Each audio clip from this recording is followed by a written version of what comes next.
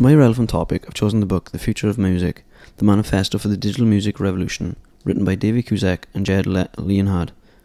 Although this book was written in 2004, it is still relevant due to his predictions about how music can be digitally distributed in the future. This chapter sets an example of how music can be distributed in the year 2015, 4 years from now. This is just a scenario.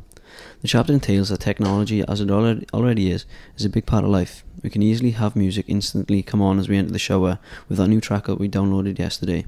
This is all thanks to a personal media manager and Tastemate programs, as the chapter describes, which can easily display news whilst looking into the mirror as you prepare for the rest of the day, or as you're travelling to work to finish the audiobook that you are currently listening to.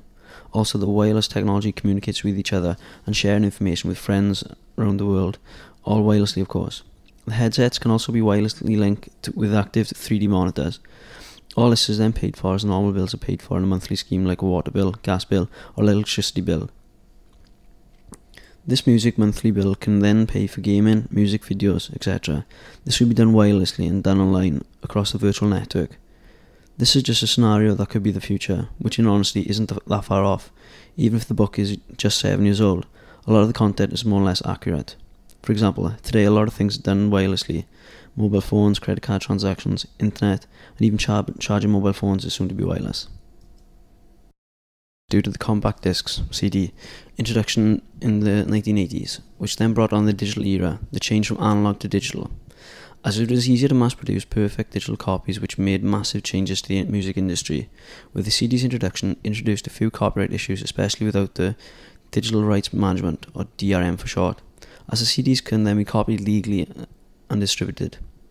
The CD was introduced into computer companies such as Apple, Dell and a few other big names, which incorporated CD-ROM drives into their products, which allowed consumers to copy CDs for themselves. Combining CDs, internet connectivity and certain software led to the birth of MP3s, and with this birth led to students file sharing music MP3s over the internet for free. This led to Napster and peer-to-peer, P2P, applications being created so that music was free regardless. The music industry had to adapt this new file sharing by getting songs protected by the Digital Millennium Copyright Act, DMCA. Music being so easy to obtain, the chapter then explains how it can be sold as a utility or commodity, hence the music like water title. As the chapter goes on, it explains more about how music becomes a product as technology evolves, and as technology grows, how music, the product, becomes more accessible via mobile devices. As human life is currently spent on the move, the mobile companies have noticed this and providing services to encourage the use to download and share via their mobile phones. In a sense, the book is a little ahead of its time, as it has only been in the last 2 to 3 years that mobile phone technology has taken off. As the last few pages of the chapter, the book then explains about another scenario, about the UMD, which is a universal mobile device. The UMD can be extremely high-tech, constantly fast internet, a global in-position device, GPS, and basically used to obtain any sort of music, book or video via the internet. The second chapter explains the truth about the music industry. The first being that, due to downloading music, it hasn't killed the market but in fact made it thrive, allowing people to constantly upload and download music. This is happening 24 hours a day, 7 days a week and 365 days a year.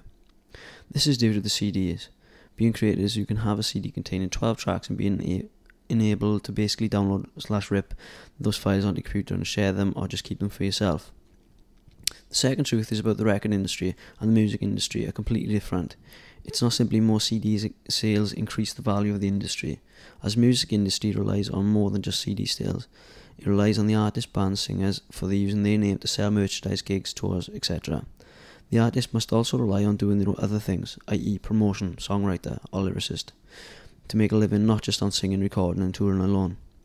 The third is the artist being the brand, and the music industry just selling that brand anywhere they can as they work for the label due to the old ways of the industry.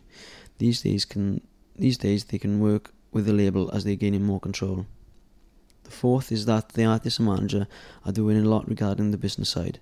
Mick Jagger from Rolling Stones is a good example, as the band has their own lawyers, accountants, and their own software and hardware to do so.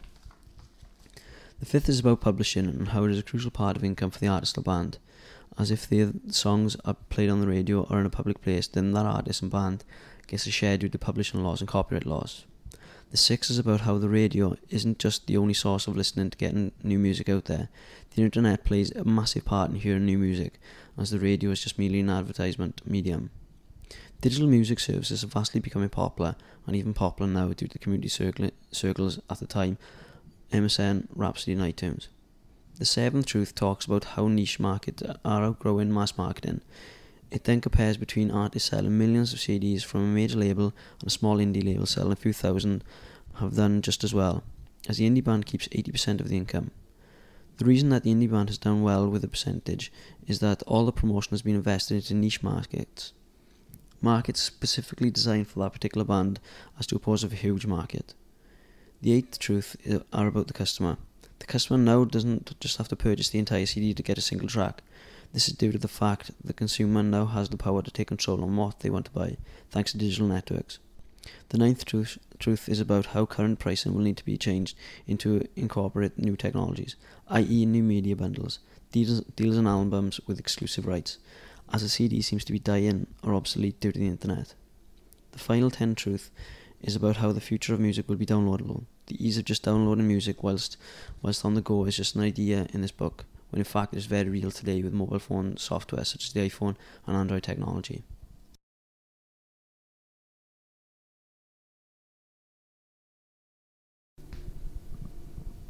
The 3rd chapter is about the 5 myths of the music industry. The first myth was that music originally wasn't just a product as it is today, but a form of musical entertainment when it first was released back in the 1900s. Today it is mainly used in pretty much every media, TV, games, internet. The second being about how file sharing is killing the music industry. It is only killing the CD industry due to the CDs easily being ripped and downloaded onto a computer and then being shared via peer-to-peer servers on the internet. The 3rd myth is about copyright issues, stating that just a piece of music may seem like a finished product, but in fact it isn't. It's merely a work in progress, and with this in mind, the owner of the music should control legal rights over it. But due to current standards of copyright law, we have to have copyright over every piece of music that we create. The 4th is about how artists, musicians, bands are just in it for the millions of dollars that they make. They do it purely for enjoyment of the live shows, or personal reason, as the book explains. The last myth explains how it takes millions of dollars it costs to launch an artist, when in fact to launch their careers they could do it themselves, all digitally and via the internet. They do not need to rely on the major record labels anymore.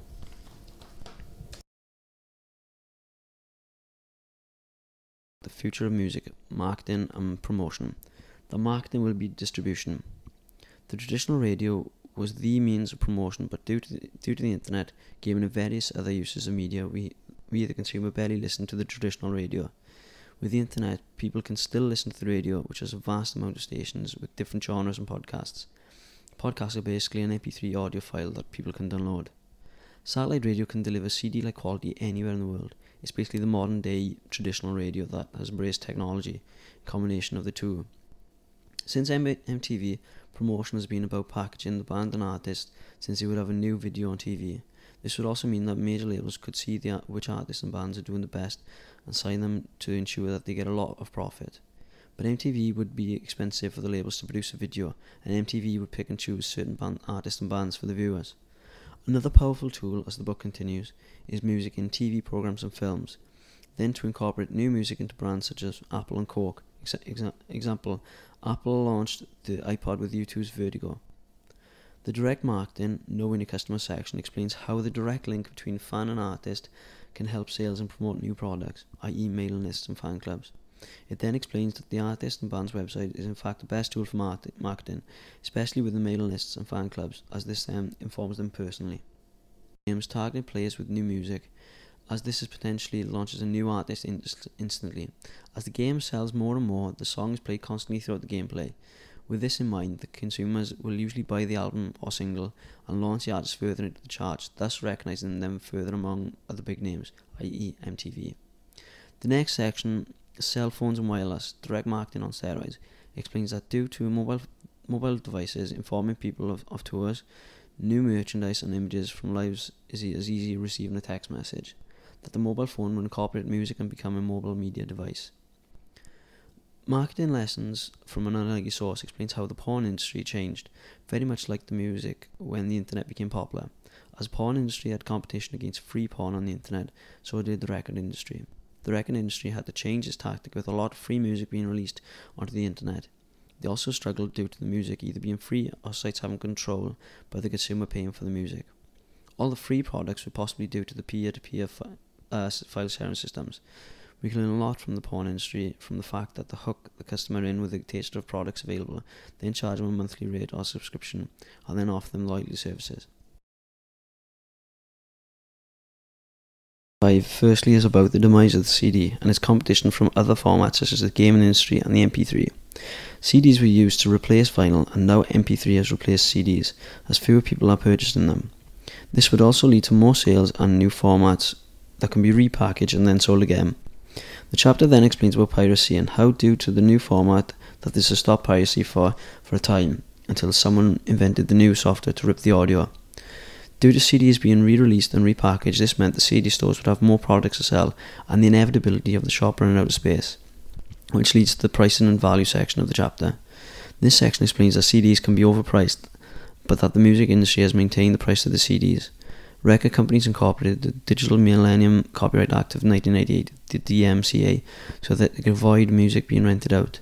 The next part, the changing face of music retail, explains how record companies included all major supermarkets to include their CDs, as this accounts for 50% of the CD sales at the time. This is 2004. But virtual stores still threaten the physical stores due to the unrestricted need of shelf space. The future of music retailing, it seems, will all be digital and mobile, as we already know from iTunes and the iPhone. The next section is self-explanatory. What not to do, the criminalisation of file sharing, as it shows an example of a young student, Jesse Jordan, who created his own file sharing system and was then sued by the RIAA for $12,000. In spite of this lawsuit, it won't threaten other musicians with file sharing music, as file sharing is still a useful tool.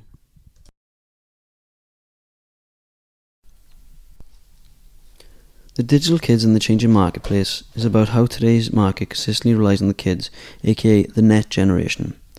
This generation heavily relies on the internet for socialising, as it's a means of finding out new music, new products, and eventually allowed to purchase things online due to their parents or legal guardians. Thanks to the internet, they can easily share music via file sharing, or even stream new playlists and music whilst socialising to people or gaming. The book then tells us kids are aware that the artists and bands don't get a huge percentage of each CD sold. They are more happy to go see them at the concert and pay for their merchandise.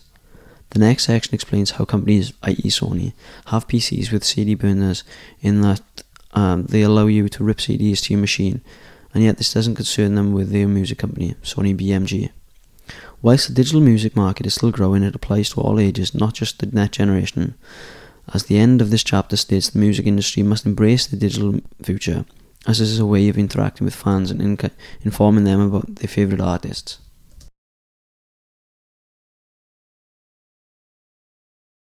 Industry and how artists can survive without the use of major labels. The Pennies from Heaven section explains how the digital distribution will benefit artists via iTunes. This is also handy as it is an accurate way of tracking sales. The section Independent Labels describes how the independent labels survive due to lower sales by making a profit in the niche markets. As the chapter continues, the independent label seems to be more productive and concentrated on specific genres thanks to the niche market method. Live performance and touring discuss the future possibilities of live shows. People still enjoy going to a live show and purchasing merchandise, but in the future some bands have actually already done this. You can stream the live performance whilst the band perform, or just download or purchase the performance when you get home. The merchandising section explains that hip-hop incorporated fashion into the music industry via music videos and trends. A company named Hot Topic Incorporated saw the teenage fashion as well as music videos and used this to their advantage to sell merchandise. With the use of file sharing, mixtape and MP3 blogs, various DJs can use, change and manipulate new tracks currently out and then apply them to their own music or sets. In the future, CD pricing will be different as they have to compete to digital downloads. This section compares this to a credit card charge. As the 99 cents will be on the price of an MP3 download, the compensation section examines how record companies will have to re-evaluate the conditions due to the ever-changing copyright laws. They will have to calculate their losses as well as compensate their artists for the royalties they owe. Why can't file sharing be a winner for everyone explains how the record companies isn't in control and how they should be. New operating mantras informs us of how the future of the industry should operate using the following mantras, such as respect, sharing, portability, transparency, fair pricing, and easy access to music. The new licensing approaches looks at various ways to incorporate new ideas to copyrighting artists' materials, such as a monthly fee like a utility bill, or get the government involved and to include a form of tax. A digital utility license for media companies explains that in the future, a complete license for media companies could be incorporated. This can be achieved to the consumers via pay per event or subscription. A new type of music company gives us the idea of framework of how the future music companies can operate.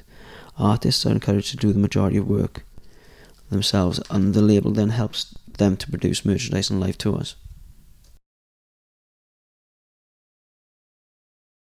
How technology will rewire the music business. The first few pages explain how record companies have been threatened by new technologies, then embraced them later on when that technology becomes a success in the public. Technology in the hands of artists explain that due to the new technology and software such as Pro Tools, Reasons, and other various softwares have created new types of genres and allowed artists to expand and form new material. This has led the artists effortlessly to make music and easily distribute them then and there via the internet, due to digital files being easy to share. The ravages of free is interesting due to you being at a live concert and not exactly paying for the music. The music is free, but actually paying for the experience itself. The next section, unstoppable peer-to-peer file sharing, talks about CDs and DVDs will be obsolete and all files will be shared via wireless devices. The file sharing system already existed, as it explains about how people shared files via the Internet Relay Chat, the IRC, using Usenet groups on a private server. The single largest market on the internet is the illegal file sharing system at the time of writing. This can be described as a community of pirates. Yet this isn't going to stop people illegally downloading, as it is like the quote says, cigarette smoking kills. Do you know any smoker who pays attention this morning? The Digital Chastity Belt talks about DRM, the Digital Rights Movement Management, and DMC, the Digital Millennium Copyright Act, and how they should be doing more to protecting the digital music online. Also protect it so consumers can legally buy the product and use it for digital playlists, but that beats piracy. Honey vs. the Stick section explains that the music industry has just as much to blame for piracy due to having and selling unprotected discs that consumers can easily rip and replicate perfect copies due to the advances in computer technology. The music recommendation talks about the internet being the main reason that people will find new music via search engines. Also, due to your listening patterns, technology will find new music for you due to the artists you currently listen to. Music recognition discusses software that helps you identify new music with mobile devices, i.e. Shazam. Digital A&R empowerment explains how A&R is easier due to the internet being involved. You can quickly go to Google and Google an artist to see how people react to them and find the latest song. Thanks to pick and hit software, A&R can easily see if the artist has a hit song or not. Upgradable music try and buy models talks about similar prospects that consumers can have a trial period, which very much like the software industry, but also to upsell and cross-sell various other products by that very same artist. Integrated music experience discuss new scenarios about the audience having a say about what songs should be played or streamed live via satellite from a mobile device, as the chapter then continues to say that the possibilities are endless at live events. Pace and scope of diversity, which talks about niche markets and how people have become aware of music not just from major labels but from all over the internet. As there is a massive market of music, access is easy due to the internet or the digital era. Consumers now can select any type of music they choose. The changing paradigms of work and leisure talks about how any consumer with the right bit of technology can make music and also make money from it, regardless if they have a job or not. Music is part of life and can be easily created. Technology explains how technology has become integrated into our lives. Also, how in the future the mobile devices will be a part of that too, as we can already see. The overload of information and media. This section asks us the question that if the information and media is constantly available, how would you manage it? The surveillance society and concerns of piracy discuss the concern of misusing private information of the internet due to the consumers having the credit card and certain details about themselves over the internet. Heart over brain is the final section that tells us not tells us to sell not just to our brains but the heart as well. That the consumer needs not just the facts but also an experience as well as to go with the product, being music, being sold. Chapter 10, Onto the Future. This final chapter talks about the future industry, and instead of predicting it, we should invent it, as the future can't be 100% accurately predictive, but instead we should find holes in the market and take advantage, as previous chapters have explained.